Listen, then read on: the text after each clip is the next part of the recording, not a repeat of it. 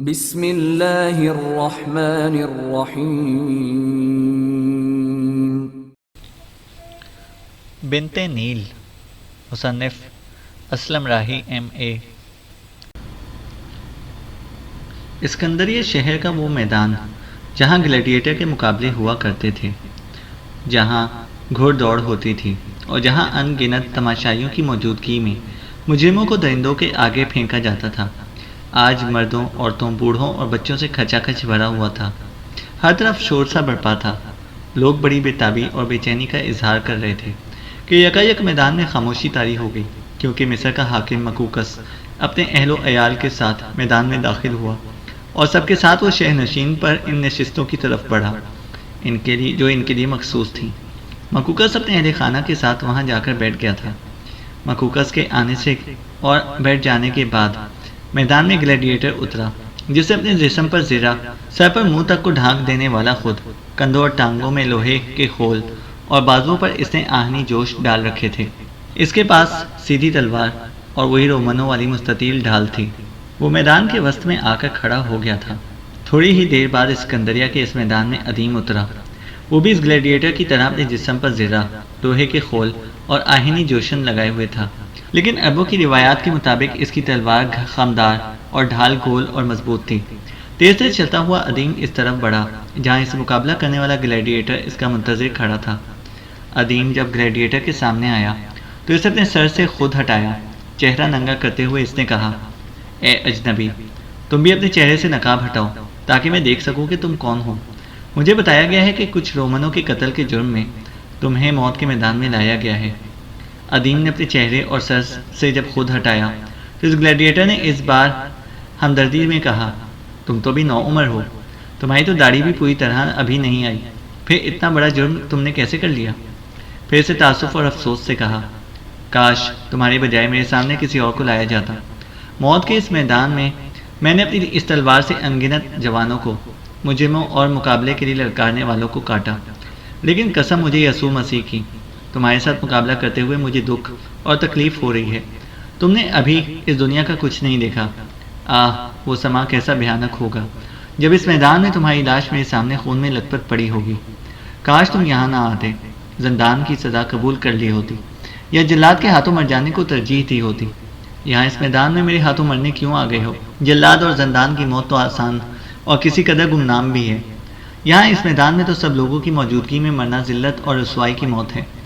ادیم نے اپنے سر پر خود رکھ کر جماتے ہوئے کہا، کاش تو بھی میرے سامنے نہ آیا ہوتا۔ جب میری تلوار اور ڈھال حرکت میں آئے گی، جب میری تلوار چکا چوند کرے گی تو تم جانو گے مجھے اس میدان میں صرف تم پر حاوی ہونے کو اتارا گیا ہے۔ اس گلیڈیٹر نے مسکراتے ہوئے کہا، مجھے بتایا گیا ہے کہ تم عرب ہو۔ میں نے آج تک کسی عرب کو ایک گلیڈیٹر کی حیثیت سے میدان میں اترتے نہیں دیکھا۔ کیا تم کبھی پہلے بھی اس میدان میں مقابلے کے لیے اترے ہو؟ ادیم نے کہا، نہیں، میں پہلی بار مقابلے کے لیے اسی میدان میں اترا ہوں، اور اس نیت اور ارادے سے اترا ہوں کہ یہاں سے سرخرو اور فوزمند ہو کر نکلوں گا۔ اس گلیڈیٹر نے اپنے سر پر خود جماتے ہوئے کہا، تو پھر دیکھتے ہیں تمہاری نوعمری غالب آتی ہے کہ میری قوت اور تجربہ۔ دونوں نے اپنی اپنی تلواریں اور ڈھالیں سنبھال لیں، ایک دوسرے کے ارد گرد چند چکر لگائے، پھر انتہائی خوفناک انداز میں انہوں نے ایک دوسرے پر حملہ کر دیا۔ دونوں نے شروع میں ہی اپنے حملوں میں تیزی اور بھیانک پن پیدا کر لیا تھا۔ گلیڈیٹر جو کہ پرانا اور آزمودہ کار جنگجو تھا، مصر کے اس پرانے اور مانے ہوئے گلیڈیٹر کا خیال تھا کہ وہ لمحوں کے اندر ادیم کو اپنے ساتھ ڈھیر کر کے رکھ دے گا، اس لیے شروع میں اس نے ادیم کو کوئی اتنی اہمیت نہ دی تھی، لیکن اب ادیم نے اس پر فنا کے گھاٹ اتار دینے والے حملے کرنے شروع کر دیے تو وہ سنبھل گیا۔ وہ گلیڈیٹر ایک طرح سے بکھلا گیا تھا۔ ادیم اس پر فضاؤں کو دہشت کر دینے والی آندھیوں کے غضبناک جھکڑوں کی طرح ٹوٹ پڑا تھا۔ وہ زندگی کے رموز و آثار کو تلپٹ کر دینے والے طوفان اور ہولناک طاقتور موت کی طرح وارد ہونے لگا تھا۔ گلیڈیٹر شاید ادیم کے حملوں سے بوکھلا گیا تھا، اس لیے جب ایک دم دونوں کی تلواریں اور ڈھالیں آپس میں ٹکرائیں تو گلیڈیٹر نے اپنی تلوار اور ڈھال بلند نہ کی، بلکہ اس نے نصیحت کرنے کے انداز میں ادیم سے کہا، اے نوجوان، اب بھی وقت ہے، میرے سامنے اپنی شکست تسلیم کر لے، اس طرح تو میرے ہاتھوں مرنے سے اور اس رسوائی سے بچ جائے گا۔ یہاں کی ناکامی کے بعد یہ زیادہ سے زیادہ تمہیں زندان ہی میں ڈال دیں گے۔ یاد رکھ، زندان کی زندگی وہ زندگی ہے جو اس میدان کی موت سے کہیں بہتر ہے۔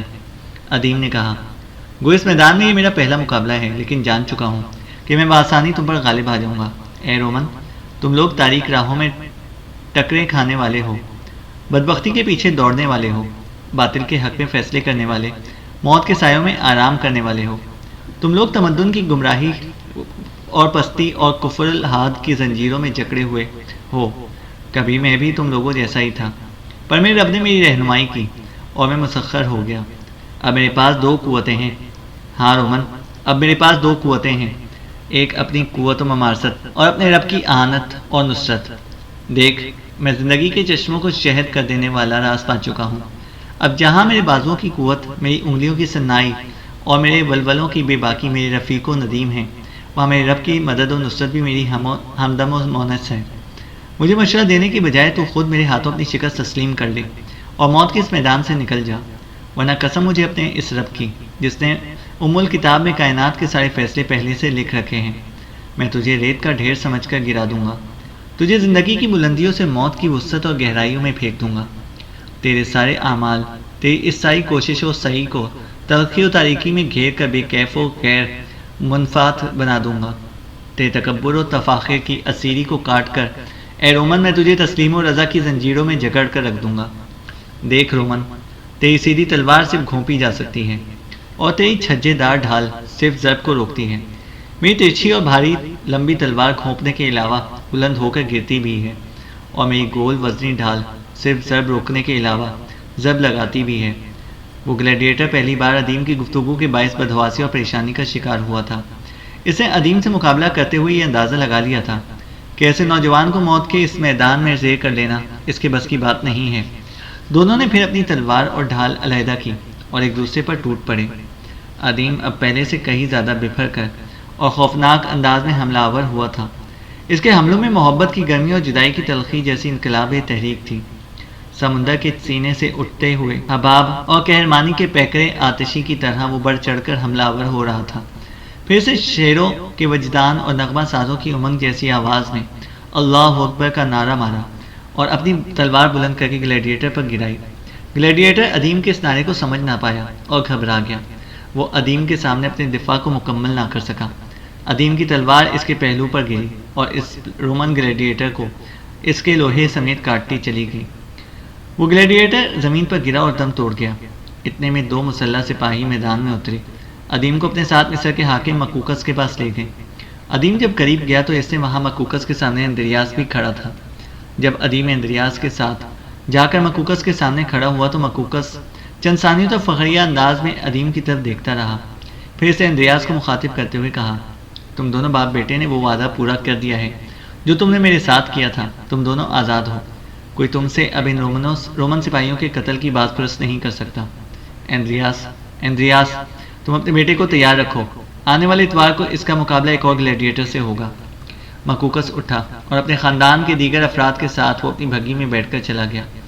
ادیم اور اندریاس بھی وہاں سے ہٹنے لگے تھے کہ ایک طرف سے نیابوس آ گئی اور انتہائی شفیقانہ انداز میں اس نے اپنا ہاتھ ادیم کے کندھے پر رکھتے ہوئے ایک لہنے سماوی اور مادرانہ شفقت میں کہا، اے شیر دل جوان، آج تو نے مصر کے اس رومی گلیڈیٹر کو اپنے حملوں کی لگن اور تڑپ کے سامنے چپ گاڑے اندھیرے جیسا کر دیا۔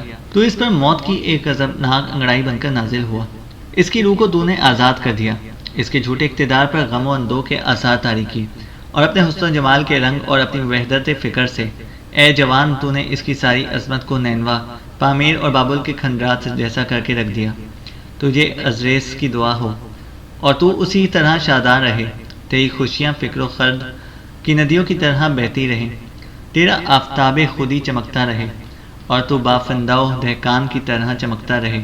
میرا نام نیابوس ہے بیٹے، میں ہمیشہ تیری نیکی یاد رکھوں گی۔ نیابوس رکی، پھر دوبارہ اس نے کہا، اس طرح کہ شفقت اس کے الفاظ سے ٹپکتی تھی، اے نیک بخت جوان، تو جہاں بھی رہے اپنی تمناؤں کو وقت کی خوشیوں میں ناپتا رہے۔ تو نے میری خاطر ان رومنوں سے عداوت دی، عزریس دیوتا تجھے خلش کی اسیری، پہیلیوں کے راز اور جراحت کار مصیبتوں سے دور رکھے۔ اتنا کہہ کر نیابوس وہاں سے چلی گئی اور ادیم اسے ہمدردی اور حقیقت کے ملے جلے جذبات میں دیکھتا رہ گیا۔ ادیم اور اندریاس دونوں خاموش اور چپ چپ میدان سے باہر آئے۔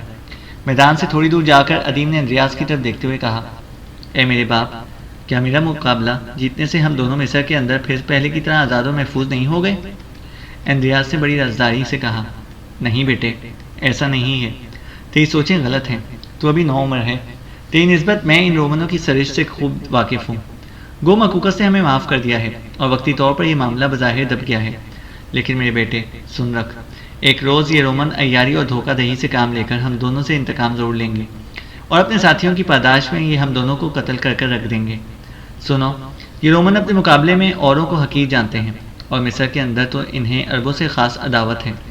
ذرا رک کر اندریاس پھر رازداری سے کہہ رہا تھا، رمینس میرے بیٹے سنو، مجھے غور سے سنو، اب ہم دونوں کا مصر میں رہنا انتہائی خطرناک اور مہلک ہے۔ سنو میرے بیٹے، آج رات، ہاں آج ہی آنے والی رات ہم دونوں یہاں سے نکل بھاگیں گے۔ تم قسطنطنیہ جا کر نام پیدا کرنے کی کوشش کرنا اور میں سیدھا شہر سے باہر قدوم کی خانقاہ میں اب گوشہ گیری اور گمنامی کی زندگی بسر کروں گا۔ سنو، آج رات ہی ہم دونوں یہاں سے کوچ کر جائیں گے، بشان شہر تک دونوں اکٹھے جائیں گے، وہاں سے میں بائیں طرف سیدھا شہر کی طرف نکل جاؤں گا اور تم سیدھا بالبک شہر کے راستے قسطنطنیہ کی طرف چلے جانا۔ وہاں بھی گلیڈیٹر کے مقابلے ہوتے ہیں، تم ان میں حصہ لینا۔ مجھے امید ہے تم ضرور اپنے لیے قسطنطنیہ میں کوئی اچھا مقام پیدا کرنے میں کامیاب ہو جاؤ گے۔ اندریاس خاموش ہو گیا کیونکہ اب بازار آ گیا تھا، لہٰذا دونوں وہاں سے اپنے گھر کی طرف جا رہے تھے۔ اسکندریہ اور قسطنطنیہ کے درمیان اناج اور دیگر اشیاء لے جانے والے جہازوں کا مالک جس نے نیابوس کو خریدا تھا اور جس نے وہ ملاحوں کے لیے کھانا تیار کرتی تھی، مر گیا اور اس کے بیٹے نے اس کے کاروبار کو سنبھال لیا۔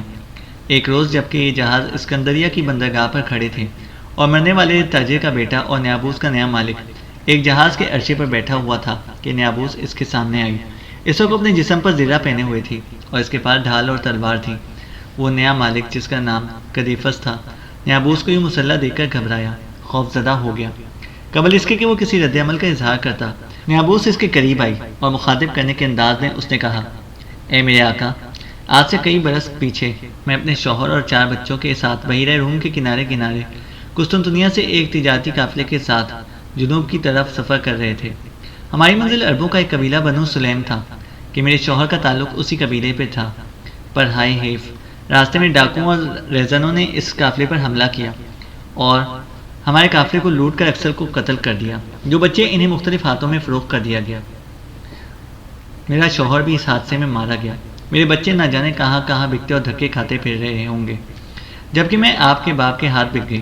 مجھ پر ترس کھا کر جہازوں میں سفر کرنے والے عذرائے ہمدردی جو کچھ مجھے دیتے رہے وہ میں خرچ کرنے کے بجائے جمع کرتی رہی، اور آج میرے پاس اس رقم سے 5 گنا زیادہ ہے جس رقم سے آپ کے باپ نے مجھے جہازوں میں کام کرنے کو خریدا تھا۔ میں نے آپ کے باپ سے کئی مرتبہ التجا کی کہ وہ یہ رقم لے کر مجھے آزاد کر دیں، لیکن وہ نہ مانا۔ میں نے سنا ہے کہ آپ انتہائی رحم دل اور اپنے باپ کا الٹ ہیں، لہٰذا وہی التجا لے کر آپ کے پاس آئی ہوں۔ قدیفس غور سے نیابوس کو دیکھ رہا تھا، وہ منہ سے تو کچھ نہ بولا، تاہم نیابوس نے دیکھا کہ اس کی آنکھوں میں ترس و مہربانی کی روشنی اور ہمدردی و نوازش کے پیغامات تھے۔ اس سے نیابوس کا حوصلہ بڑھا اور وہ اسے مخاطب کر کے یاد رفتہ اور التجا کے جذبات سے معمور آواز میں پھر کہہ رہی تھی، دکھ اور فراق کی گھڑیوں میں اور زمین کے تخریبی عناصر نے ہم پر غلبہ پا لیا۔ ہائے، میں اپنے بچوں کے بچپن کی نرمی اور جوانی کا سجیلا پر نہ دیکھ سکی، اور وہ بیچارے اپنے باپ کی پختہ عمری کی قوت اور بڑھاپے کی دانائی سے محروم ہو گئے۔ میرا پیاسا نفس ان کی یادوں کی خوشبو کا متلاشی ہے۔ میرا دل اب بھی ان کی یادوں سے لبریز ہے، میری سانس اب بھی ان کی خوشبو سے معمور ہے۔ وہ میرے گمشدہ خوابوں کا گیت اور میرے ہونٹوں کی چھپی ہوئی مسکراہٹ ہیں۔ ان کے بغیر میں سنگین مورتی اور ننگی بوچی خزاں کی ماری شاخوں جیسی ہوں۔ ان کے بغیر میرے دن نیم جیسے کڑوے اور راتیں کچے انگور جیسی کڑوی ہیں۔ ان کے انتظار میں اپنے دل کو لوبان اور اپنی روح کو میں شمع کی طرح جلاتی رہی ہوں۔ کاش میں انہیں ڈھونڈ سکتی، اب تو وہ چاروں جوان اور ہوشمند ہو گئے ہوں گے۔ قدیفس کی آنکھوں میں نیابوس کی باتیں سن کر آنسو آ گئے تھے۔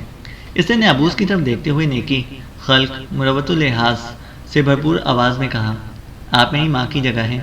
میرا باپ سنگ دل تھا جو اس نے آپ کی ایسی التجا کو ٹھکرا دیا۔ جو رقم آپ کے پاس ہے اپنے پاس ہی رکھو، اور رقم چاہیے تو مجھ سے لے لو۔ اور سنیں، اے مہربان عورت، آپ آج سے آزاد ہیں، آپ جہاں جانا چاہیں جا سکتی ہیں، کوئی آپ سے باز پرست نہیں کر سکتا۔ اپنی آزادی کا سن کر نیابوس کے چہرے پر فرحت و مسرت، شادمانی و طرب بشاشت و خرمی کے جذبات بکھر گئے۔ اس نے قدیفت کا شکریہ ادا کیا اور وہاں سے چلی گئی۔ سورج ڈھل رہا تھا۔ کوہستانوں کے سائے لمبے ہو کر ایک کرب میں سے رکھنے لگے تھے۔ ہوائیں سنسنانے لگی تھیں۔ ترمید اپنے قبیلے بنو سلیم کی بستی سے باہر کوہستانوں کے اندر ایک چشمے پر اپنے گھوڑے کو نہلا رہا تھا کہ اس کا امزاد بھائی جرام بھاگتا ہوا اس کے پاس آیا۔ اس نے اپنی بغل میں گٹھری دبا رکھی تھی۔ ترمید کے قریب آ کر جرام نے بدواسی میں کہا، ترمید میرے بھائی، یہاں سے فی الفور کسی محفوظ جگہ بھاگ جاؤ، جلدی کرو میرے بھائی، تمہاری زندگی خطرے میں ہے۔ ترمید نے گھوڑے کو چشمے کے پانی سے باہر لاتے ہوئے کہا، یہ تم کیا کہہ رہے ہو میرے بھائی؟ مجھے کس کی طرف سے جان کا خطرہ ہے؟ جرام نے کہا، میرے بھائی، ہماری بستی میں کچھ لوگوں نے اسلام قبول کر لیا تھا۔ ان میں سے ایک آج اپنے نئے مذہب کے مطابق عبادت کرتا ہوا پکڑا گیا ہے۔ جب اس پر سختی کی گئی اور پوچھ گچھ کا سلسلہ شروع ہوا تو اسے کئی اور نام بھی بتا دیے جو ان کے ساتھی ہی ہیں اور مسلمان ہو چکے ہیں۔ ان میں اے میرے بھائی، آپ کا اور سردار عباس بن مرداس کی بیٹی رمیتا کا بھی نام شامل ہے۔ قبیلے والوں نے سب کو قتل کر دیا ہے، صرف رمیتا بچی ہے، اور اسے اس کا باپ عباس بن مرداس نے اپنے گھر کے ایک کمرے میں بند کر دیا ہے۔ اس سے بھی پوچھ گچھ کی جا رہی ہے، اور میرا خیال ہے کہ اگر اس نے اس قتل کا اقرار کر لیا تو اسے بھی قتل کر دیا جائے گا۔ اب لوگ اس انتظار میں ہیں کہ تم بستی میں داخل ہو اور وہ تمہیں قتل کر دیں۔ ترمید سوچوں میں کھو گیا۔ اتنی دیر تک جرام حرکت میں آیا اور قریبی رکھی ہوئی ترمید کے گھوڑے کی زین اٹھا کر اسے گھوڑے پر رکھ کر کس دی۔ پھر جو گٹھری جرام نے بغل میں دبا رکھی تھی وہ اسے گھوڑے کی زین سے بندھی ہوئی خرجین میں ڈالتے ہوئے کہا، اے میرے بھائی، کھانے کی اشیاء کے علاوہ کچھ نقدی بھی ہے، کچھ عرصے کے لیے روپوش ہو جاؤ، پھر شاید حالات درست ہو جائیں تو تم دوبارہ یہاں آ سکو گے۔ دیکھو میرے بھائی، میں جانتا ہوں مسلمان ہو کر تم نے کوئی جرم نہیں کیا، کہ نیا مذہب راستی اور دیانتداری کا مذہب ہے، لیکن ہمارے قبائل ضد اور تعصب سے کام لے کر اس کے خلاف ہیں۔ ترمید میرے بھائی، تم یا تو غسانی قبائل کے حکمرانوں کے پاس پناہ لینا یا شیبانی قبائل کے سردار ہانی کی طرف چلے جانا۔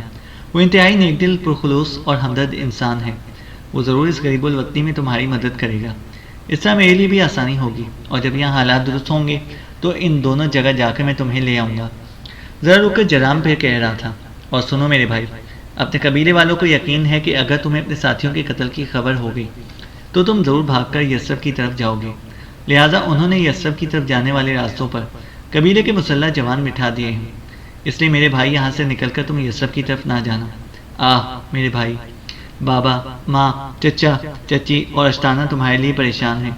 بابا، چچا اور اشتانہ تو میرے ساتھ آنا چاہتے تھے، لیکن میں نے انہیں تسلی دی اور انہیں گھر پر روک لیا، کیونکہ ایسی صورت میں آپ کے پکڑے جانے کا اندیشہ تھا۔ ہم سب کو اس طرف آتے دیکھ کر بستی کے لوگ ضرور ہمارا تعاقب کرتے، اس لیے میں اکیلا بڑی احتیاط سے اس طرف آیا ہوں۔ لات کی غار کے پاس جو بستی کے جوان مارے گئے تھے وہ بھی تمہارے ذمہ ڈالے جا رہے ہیں، اس لیے لوگ آپ کے سخت خلاف ہو رہے ہیں۔ اب تم جلدی جلدی یہاں سے نکل جاؤ میرے بھائی۔ ترمید نے دکھ سے کہا، میرے بھائی، اگلے ماہ تمہاری اور اشتانہ کی شادی تھی، میں کیسا بدقسمت ہوں کہ اپنی بہن اور بھائی کی شادی میں شرکت بھی نہ کر سکوں گا۔ جرام میرے بھائی، اب تم جاؤ، میں اس کوہستانی سلسلے کے اندر سورج غروب ہونے کا انتظار کروں گا اور اندھیرا پھیلتے ہی یہاں سے نکل بھاگنے کی کوشش کروں گا۔ تم اب گھر جاؤ اور سب کو میری طرف سے مطمئن کر کے تسلی دینا۔ جرام بیچارہ اداس اور پریشان ہو گیا۔ آگے بڑھ کر وہ ترمید سے گلے ملا، پھر وہ واپس بستی کی طرف جا رہا تھا۔ ترمید اپنے گھوڑے کے ساتھ ایک کوہستانی غار میں دبکا رہا۔ جب سورج غروب ہو گیا اور ہر طرف تاریکیاں پھیل گئیں تو وہ غار سے نکلا اور گھوڑے پر سوار ہو کر وہ بستی کی طرف آیا۔ وہاں سے بھاگ جانے کی بجائے وہ اپنے قبیلے کے سردار عباس بن مرداس کی حویلی کا رخ کر رہا تھا۔ ترمید نے حویلی کے قریب درختوں اور جھاڑیوں کے ایک جھنڈ کے اندر اپنے گھوڑے کو باندھ دیا اور اپنی تلوار ڈھال سنبھال کر وہ حویلی کی طرف بڑھا تھا۔ حویلی کی دیوار کے ساتھ لگ کر تھوڑی دیر ادھر ادھر دیکھتے ہوئے اس نے حالات کا جائزہ لیا۔ کوئی بھی نہ تھا، ہر طرف چپ اور خاموشی تھی۔ سرما کے باعث لوگ اپنے اپنے گھروں میں دبک کر گہری نیند سو چکے تھے۔ کبھی کبھی بستی کے اندر سے کتوں کے بھونکنے کی آواز سنائی دے جاتی تھی اور دوبارہ خاموشی ہر چیز پر غالب آ جاتی۔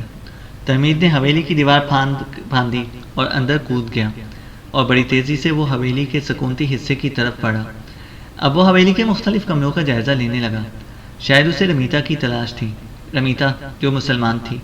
مصیبت میں اس کی مدد کرنا اس کا فرض تھا۔ پھر وہ دونوں ایک دوسرے کو پسند بھی کرتے تھے۔ ایک کمرے کے پاس سے گزرتے ہوئے ترمید رک گیا، کیونکہ اندر سے اسے کراہنے کی آوازیں سنائی دی تھیں۔ وہ آواز یقیناً رمیتا کی تھی اور ایسا لگتا تھا کہ وہ کسی کرب اور تکلیف میں مبتلا ہو۔ ترمید اس کمرے کی طرف آیا اس نے دیکھا کمرے کو باہر سے زنجیر لگی ہوئی تھی۔ اس نے احتیاط کی خاطر ادھر ادھر دیکھا، کوئی بھی نہ تھا اور ہر طرف خاموشی تھی۔ بغیر آواز پیدا کیے تمید نے اس کمرے کی زنجیر باہر سے کھولی اور اندر داخل ہو گیا۔ کمرے کے اندر مٹی کا ایک بہت بڑا دیا روشن تھا جس کے اندر چربی جل رہی تھی۔ اس چربی سے جلنے والے دیے کی مدھم روشنی میں اس نے دیکھا سامنے مسحری پر لحاف کے اندر سے کراہنے کی آوازیں آ رہی تھیں۔ اس مسحری کے قریب جا کر تمید نے اپنی تلوار اور ڈھال اپنے سامنے کرتے ہوئے سرگوشی کے انداز میں پکارا، رمیتا، رمیتا۔ کراہنے کی آواز بند ہو گئی۔ پھر اس لحاف کے اندر سے رمیتا کی مدھم سی آواز سنائی دی۔ کون ہے؟ تمید نے بالکل مسحری کے قریب جا کر اور اس پر جھکتے ہوئے کہا، رمیتا، رمیتا، میں تمید ہوں، اٹھو، میں تمہیں یہاں سے نکالنے کے لیے آیا ہوں۔ رمیتا کی اس بار پرسکون سرگوشی سنائی دی۔ تمید، تمید، میں اٹھ نہیں سکتی، نہ ہی اپنے اوپر سے یہ لحاف ہٹا سکتی ہوں، میرے ہاتھ پاؤں بندھے ہوئے ہیں۔ تمید نے فوراً لحاف اٹھا کر دیکھا، رمیتا بیچاری مسحری پر لیٹی ہوئی تھی، اس کے دونوں پاؤں اور ہاتھ پشت پر بندھے ہوئے تھے۔ تمید نے فوراً اپنے لباس کے اندر سے خنجر نکالا اور ان رسیوں کو کاٹ دیا جن سے رمیتا کے ہاتھ پاؤں بندھے ہوئے تھے۔ رمیتا اٹھ کر بیٹھ گئی اور کسی قدر خوشی اور اطمینان کا اظہار کرتے ہوئے کہا، تمید، تمید، میرے متعلق تمہیں کس نے بتایا؟ بخدا میں بے حد خوش ہوں کہ اب بستی والوں کے ہاتھ نہیں چڑھ گئے، ہمارے دیگر سب ساتھیوں کو قتل کر دیا گیا ہے۔ میرے باپ نے میرے ہاتھ پاؤں باندھ کر اس کمرے میں ڈال دیا ہے۔ اس نے مجھے صبح تک وقت دے رکھا تھا کہ اگر میں واپس اپنے آبائی مذہب میں آ گئی تو معاف کر دی جاؤں گی، ورنہ میرا سر قلم کر دیا جائے گا۔ ہمارے سب ساتھیوں نے اسلام ترک کرنے سے انکار کر دیا تھا، لہٰذا وہ سب قتل کر دیے گئے ہیں۔ تمید نے کہا، رمیتا، رمیتا، اب اس حویلی میں تمہاری صبح طلوع نہ ہوگی اور یہاں سے نکل کر کسی محفوظ مقام پر چلے جائیں اور انتظار کریں۔ میرا دل کہتا ہے کہ ایک وقت ایسا آئے گا کہ تمہارا باپ عباس بن مرداس ہی نہیں، پورا بنو سلیم اسلام قبول کر لے گا۔ اس روز ہم دونوں بلا جھجک اپنی بستی میں دوبارہ داخل ہو سکیں گے۔ رمیتا اٹھ کر کھڑی ہو گئی اور تمید سے کہا، آپ ذرا رکیں، میں اپنے کچھ کپڑے اور دیگر اشیاء لے لوں۔ رمیتا نے جلدی جلدی کچھ چیزیں ایک گٹھری کی صورت میں باندھ دی اور تمید کے ساتھ ہو لی۔ دونوں دبے پاؤں چلتے ہوئے حویلی کی بیرونی دیوار کے پاس آئے۔ تمید نے پہلے سہارا لے کر رمیتا کو دیوار کے اوپر چڑھایا، پھر وہ خود دیوار پھاند کر حویلی سے باہر کودا اور رمیتا کو بھی اس سے دیوار کے اوپر سے نیچے اتار لیا۔ پھر تمید نے رمیتا کا ہاتھ تھام لیا اور دونوں پنجوں کے بل چلتے ہوئے درختوں اور جھاڑیوں کے اس جھنڈ کی طرف جا رہے تھے جس کے اندر تمید اپنا گھوڑا باندھ کر آیا تھا۔ رمیتا نے ہاتھ میں پکڑی ہوئی گٹھری تمید کے گھوڑے کی خنجیر میں ڈالتے ہوئے کہا، تمید، یہاں سے نکل کر ہم کہاں جائیں گے؟ رات کی تاریکی میں خیالات کی گہرائیوں سے چونکتے ہوئے تمید نے کہا، تم فکر مند نہ ہو رمیتا، خدا کی زمین بڑی وسیع ہے، ہمیں کہیں نہ کہیں سر چھپانے کو جگہ مل ہی جائے گی، ہم صرف اپنی جانیں بچانے کی خاطر یہاں سے بھاگ رہے ہیں۔ ذرا خاموش رہنے کے بعد تمید پھر کہہ رہا تھا، رمیتا، یہ نہ سمجھنا کہ میں تمہیں بستی سے بھگا کر لے جا رہا ہوں، سنو، تم میرے ساتھ ایک مہمان اور دوست کی حیثیت سے رہو گی، تمہاری عزت و عفت کی حفاظت میرا فرض ہوگا۔ میرا دل کہتا ہے اور مجھے بھروسہ ہے، بلکہ مجھے یقین ہے کہ ایک روز ہماری طرح ہمارا قبیلہ بھی اسلام قبول کر لے گا۔ اس روز میں تمہیں واپس اپنے قبیلے میں لے کر آؤں گا اور تمہارے باپ عباس بن مرداس سے تمہیں اپنے لیے مانگ لوں گا۔ اگر وہ ہاں کر گیا تو میری خوش بختی ہوگی، اور اگر اس نے انکار کر دیا تو پھر میں اپنے حالات پر صبر شکر کر جاؤں گا۔ رمیتا کی آنکھوں میں آنسو آ گئے، اس نے گھٹی گھٹی لرزتی آواز میں کہا، تمید، آپ ایسی باتیں نہ کریں، تب بھی مجھے آپ پر بھروسہ ہے، خدا کی قسم کہ میں دنیا کے آخری کونے تک بھی آپ کے ساتھ سفر کرنے کو تیار ہوں۔ میرے دل میں آپ کے لیے قربت، انسیت، مہر و الفت، توقیر و منزلت اور حرمت و فضیلت ہے۔ آپ مجھے جہاں بھی لے کر جائیں گے میں بخوشی آپ کا ساتھ دوں گی۔ رمیتا کی آنکھوں میں آنسو امڑ آئے تھے، جنہیں اس سے پوچھتے ہوئے کہا، کاش ہمارا قبیلہ ہمارا دشمن نہ ہو گیا ہوتا اور ہم یہاں اپنی بستی میں رہ سکتے، پھر میں اپنی ماں سے کہہ کر اپنے بابا کو اس امر پر رضامند کر لیتی کہ وہ میری شادی آپ سے کر دے۔ شاید خدا کو ایسا فی الحال منظور نہیں۔ بہرحال ہمیں اپنے رب پر توکل اور بھروسہ ہے، وہ ہمارے حق میں بہتر ہی فیصلے رقم کرے گا۔ رمیتا جب خاموش ہوئی تو تمید نے کہا، رمیتا، رمیتا، یہاں زیادہ رکنا اب ہمارے لیے خطرناک ہے، اور یہاں سے کوچ کر چلیں۔ رمیتا ہاں میں جواب دیتی ہوئی گھوڑے کی طرف بڑھی۔ تمید نے اسے سہارا دے کر پہلے گھوڑے پر بٹھایا، پھر وہ خود بھی اس کے آگے بیٹھ گیا۔ پھر تمید نے گھوڑے کو ایڑ لگائی اور رات کی تاریکی میں اسے سرپٹ دوڑا دیا۔ ایک روز شام کی پھیلتی سیاہی میں، جب کہ اسکندریہ شہر کے دروازے ابھی بند نہ ہوئے تھے، ادیم اور اندریاس اپنے گھوڑوں پر سوار شہر سے نکل گئے اور شمال کی طرف سفر کرنا شروع کر دیا۔ مصر کی حدود سے نکلنے کے بعد وہ ایلا آئے، وہاں سے ارزخ، وادی موسیٰ اور بیت جرین سے ہوتے ہوئے وہ حمل شہر میں داخل ہوئے۔ یہاں انہوں نے 2 یوم رک کر آرام کیا۔ یہاں سے انہوں نے اپنا رخ بدلا اور شمال مغرب کی طرف وہ بشان شہر کی طرف جا رہے تھے۔ ایک روز صبح ہی صبح ادیم اور اندریاس بشان شہر کے جنوب میں بلند کوہستانی سلسلوں سے گھری ہوئی اس وادی میں رک گئے، جہاں سے مختلف اطراف کو شاہراہیں نکلتی تھیں۔ ادیم نے اندریاس کی طرف اشارہ کرتے ہوئے کہا، اے میرے باپ، ہمارے پاس کھانے کا سامان ہے، دونوں مشکیزیں بھی پانی سے بھرے ہوئے ہیں، کیوں نہ اس سامنے والی چٹان پر بیٹھ کر کھانا کھا لیں اور میں نماز بھی پڑھ لوں گا۔ اندریاس نے کہا، تم ٹھیک کہتے ہو بیٹے، اور سنو، یہی وہ جگہ ہے جہاں سے ہم دونوں کو علیحدہ ہونا ہے۔ میں یہاں سے سیدھا مغرب کی طرف سیدھا شہر کے جنوب میں قدوم کی خانقاہ کی طرف چلا جاؤں گا، تم سیدھا آگے کستن دنیا کی طرف نکل جانا۔ اب جب کہ ہم دونوں یہاں سے علیحدہ ہو جائیں گے، مجھے غور سے سنو بیٹے، تم نے چونکہ اسلام قبول کر لیا ہے، لہٰذا میں بھی اسلام قبول کرتا ہوں اور اپنے مسلمان ہونے کا اعلان کرتا ہوں۔ قدوم کے پاس جا کر میں اپنے اس نئے مذہب کی مکمل تعلیم حاصل کروں گا۔ ادیم نے بے پناہ خوشی کا اظہار کرتے ہوئے کہا، اے میرے باپ، بخدا تم نے اسلام قبول کر کے میرا دل خوش کر دیا ہے، اب تم سے علیحدگی مجھے شاک نہ گزرے گی اور میں پرسکون رہوں گا۔ جواب میں کچھ کہنے کی بجائے اندریاس ہلکے ہلکے مسکرا رہا تھا۔ دونوں اس چٹان کے پاس آ کر رک گئے جس کی طرف ادیم نے اشارہ کیا۔ اندریاس نے گھوڑے سے اترتے ہوئے خوشی کے اظہار میں کہا، رمینس میرے بیٹے، ادھر دیکھو، اس کے دائیں طرف ایک چشمہ بھی ہے جس کا پانی صاف اور نتھرا ہوا ہے، اور اس کے ارد گرد کیسی ہری ہری گھاس ہے، ہمارے گھوڑے یہاں چڑھ کر پیٹ بھی بھر لیں گے۔ اے میرے بیٹے، تم اپنی فجر کی نماز پڑھ لو، اتنی دیر تک میں دونوں گھوڑوں کی زینے اور دہانے اتار کر انہیں چرنے کو کھلا چھوڑتا ہوں تاکہ یہ ہری ہری گھاس چڑھ کر پیٹ بھر لیں۔ ادیم نے اپنے گھوڑے سے اتر کر اس چشمے کے پانی سے وضو کیا، پھر ایک بلند چٹان پر کھڑے ہو کر اسے اذان دی اور فجر کی نماز ادا کرنے لگا۔ اندریاس نے دونوں گھوڑوں کی زینے اور دہانے اتار کر انہیں چرنے کے لیے کھلا چھوڑ دیا۔ پھر وہ ایک چٹان پر بیٹھ کر سامنے وادی میں اس حصے کا جائزہ لینے لگا جہاں سے مختلف سمتوں کو راستے نکلتے تھے۔ وہاں سے ایک راستہ سیدھا مغرب کی طرف سیدھا شہر کو جا رہا تھا۔ ایک شاہراہ وہاں سے نکل کر کتنا شہر سے ہوتی ہوئی مختلف شہروں سے گزر کر قسطنطنیہ کی طرف جا رہی تھی۔ ایک شاہراہ شمال مغرب کے رخ پر بشان، وہاں سے دمشق اور تدمر کی طرف نکل رہی تھی۔ ایک اور راستہ مغرب اور پھر جنوب مشرق کی سمت کراکیر، کسر الامرا، کسر التوبہ اور پھر دومت الجندل کی طرف جاتا تھا، جبکہ ایک شاہراہ سیدھی جنوب کی طرف پیٹرا، وہاں سے امبات اور پھر بل کھاتی ہوئی مدینہ النبی کی طرف جا رہی تھی۔ نماز کے بعد دعا مانگ کر ادیم فارغ ہوا تو اس نے دیکھا پیٹرا کی طرف سے آنے والی شاہراہ پر ایک سوار اپنے گھوڑے کو آہستہ آہستہ چلاتا ہوا ان کی طرف آ رہا تھا۔ ادیم نے اپنی تلوار کے دستے پر ہاتھ رکھتے ہوئے کہا، بابا، یہ کون ہماری طرف آ رہا ہے؟ اندریاس چونک پڑا اور اپنی تلوار اس نے نکال لی۔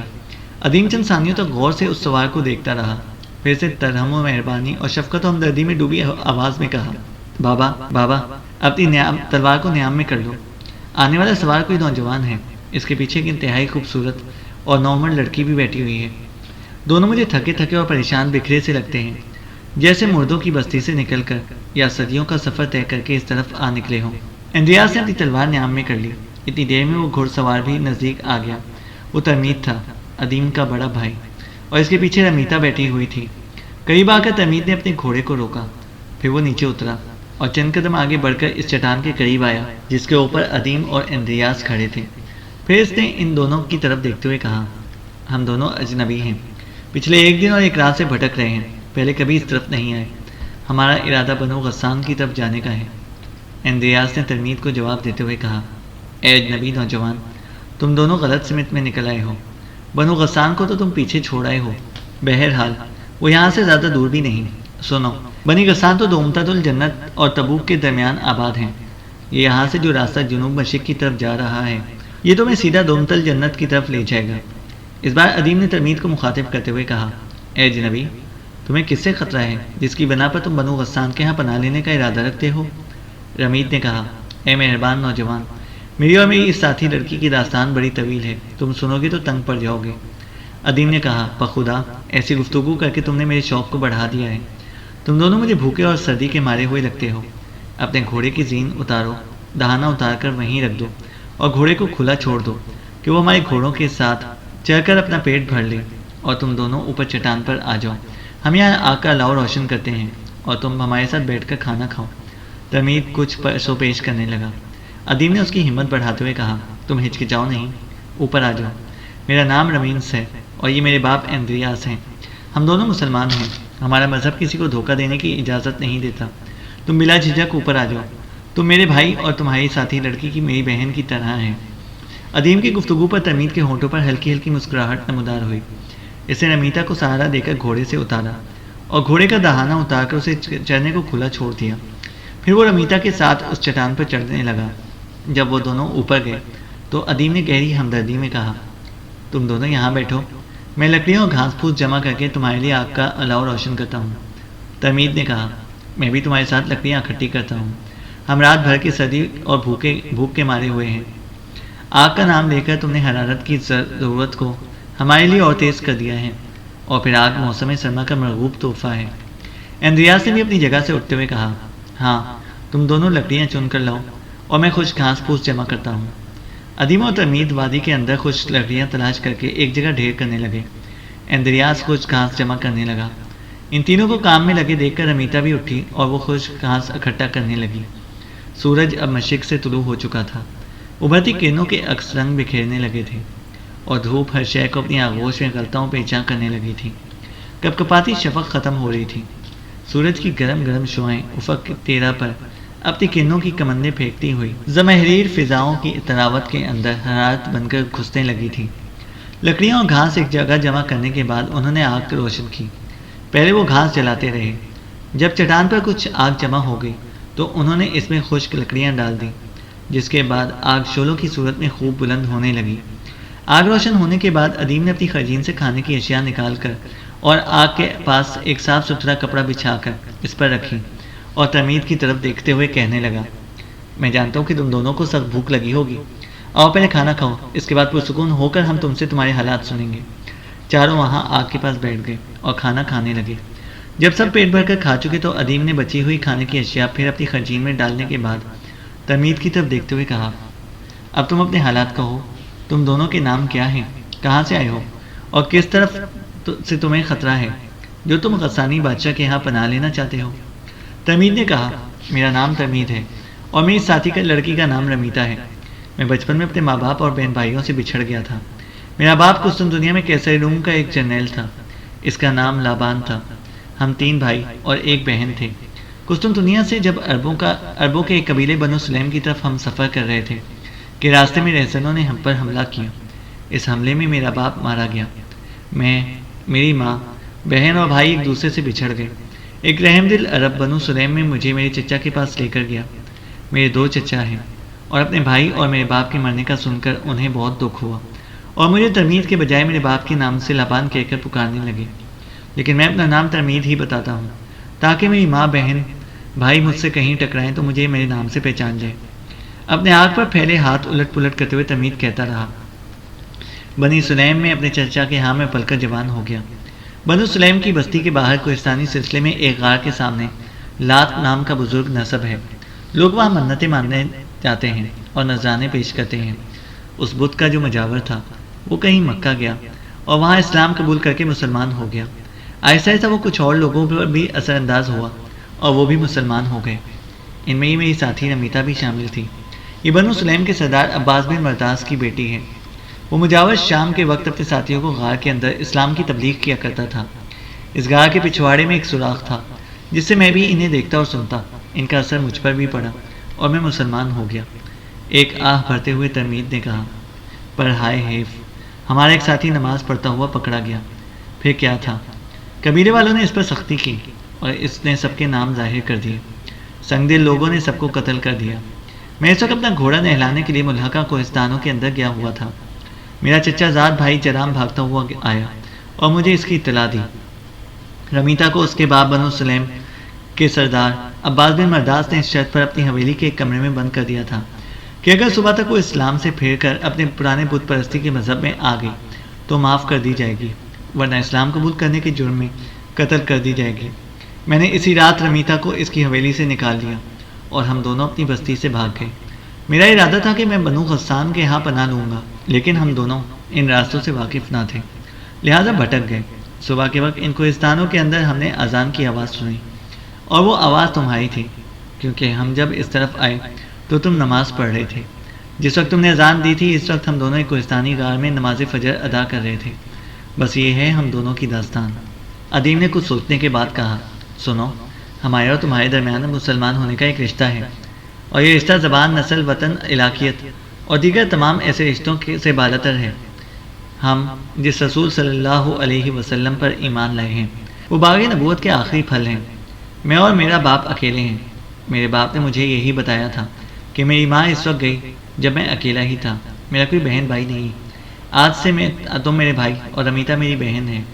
رمیتا نے قدرت کا عکس لیتے شبنم کے قطروں کی پاکیزگی جیسے انداز میں ادیم کی طرف دیکھا، پھر سے اعتقاد سے لبریز اور ترنم ریز طمانینت سے بھرپور آواز میں کہا، میرا کوئی بھائی نہ تھا، میں اپنے ماں باپ کی واحد اولاد ہوں۔ میں آپ جیسے بھائی کے جذبوں کو سلام کرتی ہوں۔ ادیم نے اپنے دونوں ہاتھ دعائی انداز میں بلند کرتے ہوئے کہا، خدائے واحد کا صد احسان کہ اس سے مجھے تم جیسے بھائی بہن عطا کی۔ جواب میں رمیتا ترمید کھلکھلا کر ہنس پڑے۔ اس بار ادیم نے ترمید کی طرف دیکھتے ہوئے پوچھا، بنو غسان کے ہاں جا کر تم کیا کرو گے؟ ترمید نے کہا، میں ان کے لشکر میں شامل ہو جاؤں گا۔ ادیم نے پوچھا، اور رمیتا کو کہاں رکھو گے؟ ترمید نے تفکر کے انداز میں گردن جھکاتے ہوئے کہا، ہاں یہ تو ایک مسئلہ ہے، اس سے متعلق تو پہلے میں نے سوچا ہی نہ تھا۔ ادیم نے کہا، اگر مجھ پر بھروسہ کرو تو میں ایک تجویز کہوں۔ ترمید کی بجائے اس بار رمیتا نے کہا، آپ چونکہ مسلمان ہیں اور اب ہمارے بھائی ہیں لہٰذا ہم آنکھیں بن کر آپ پر بھروسہ کر سکتے ہیں۔ آپ کا ہر مشورہ ہمارے لیے شک سے بالا ہے۔ ادیم نے کہا، اگر ایسا معاملہ ہے تو سنو، میں اور میرا باپ یہاں سے علیحدہ ہوں گے۔ میں قسطنطنیہ دنیا چلا جاؤں گا اور وہاں ہرکل کے گلیڈیٹروں سے مقابلہ کر کے نام اور دولت پیدا کروں گا۔ یہ میرا پیشہ ہے اور میرے باپ نے بچپن سے اب تک مجھے اسی پیشے کی تربیت دی ہے۔ میرا باپ یہاں سے مغرب کی طرف ارض فلسطین میں سمندر کے کنارے سیدھا شہر کی طرف جائے گا۔ وہاں شہر کے جنوب میں ایک خانقاہ ہے جس میں ہمارے عزیز رہتے ہیں، وہ بھی ہماری طرح مسلمان ہیں۔ وہ کل 2 میاں بیوی اور 2 ان کے چھوٹے بچے ہیں۔ خانقاہ میں رہنے والے ان 4 نفوس کے سربراہ کا نام قدوم ہے۔ وہ ایک نہایت دیندار، دیانتدار اور مخلص انسان ہے۔ میں نے اس کے ہاتھ پر اسلام قبول کیا تھا۔ وہ جب قرآن مقدس کی تلاوت کرتا ہے تو ایسی خوش الحانی اور ایسے سوز میں پڑتا ہے گویا بہروں کو بھی قوت سماعت عطا ہو جائے گی اور وہ سننے لگ جائیں گے۔ ترمید، اگر تمہاری رضامندی ہو تو تم رمیتا کو لے کر میرے باپ کے ساتھ اس خانقاہ کی طرف روانہ ہو جاؤ۔ وہاں رمیتا کو چھوڑ کر تم جس لشکر میں شامل ہونا چاہتے ہو جاؤ۔ اس موقع پر اندریاس نے بھی ترمید کو مخاطب کرتے ہوئے کہا، وہاں اس خانقاہ میں تم رمیتا سے متعلق فکر مند نہ ہونا بیٹے، وہاں تمہاری غیر حاضری میں میری بیٹی کی طرح رہے گی۔